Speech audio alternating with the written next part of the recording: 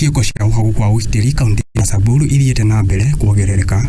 Makiria ma andu Magana Meeri nio matete mioyo yao Gicigo bunge ya Samburu Gatagati Moko-ini ma Itoi kwa ihinda ria mwaka umwe. Kuria giko kia ica ikuhi kiari kuragwo kwa MCA wa itura riri agatanyoike. Kinyiria riu Meeri makiria ma 6 nio itwaritwo nyumba-ini ya kuiga miiri ya akuo ya marara thutha wa tharikira iria ciahanikire wiki hetũku itũra-ini riu.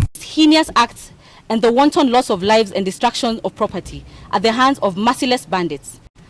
The attacks have resulted in the loss of nearly 200 innocent lives in a span of less than 1 year, including Honorable Paul Samburu, a member of the County Assembly of Samburu, who was fatally shot while going home on February 25th. And Mr. Lepatanapa was also shot hours later, the same day, while herding. There was also ongoing arson of homesteads in parts of Losuk Ward on the evening of 25th February 2024 evening.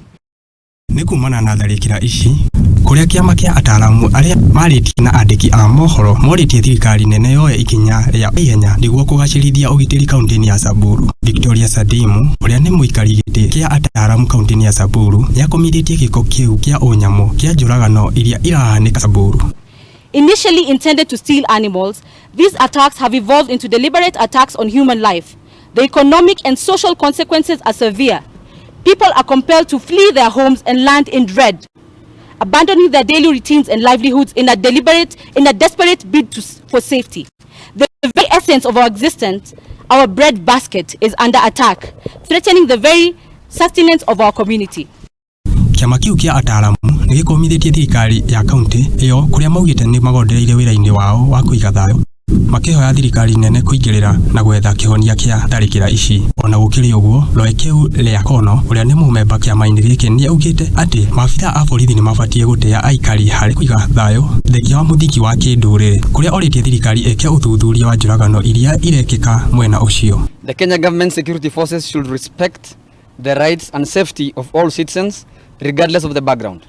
A stable and secure society demands trust in impartial law enforcement, which benefits everyone. We thus request that the administration communicates clearly and transparently about its efforts to solve the terrible security situation.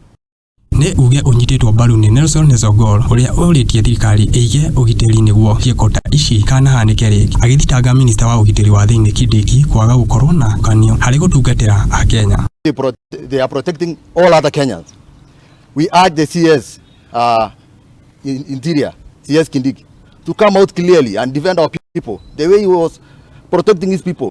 Andu ni Hamuteki TV, Getwa Kingori, Watudu.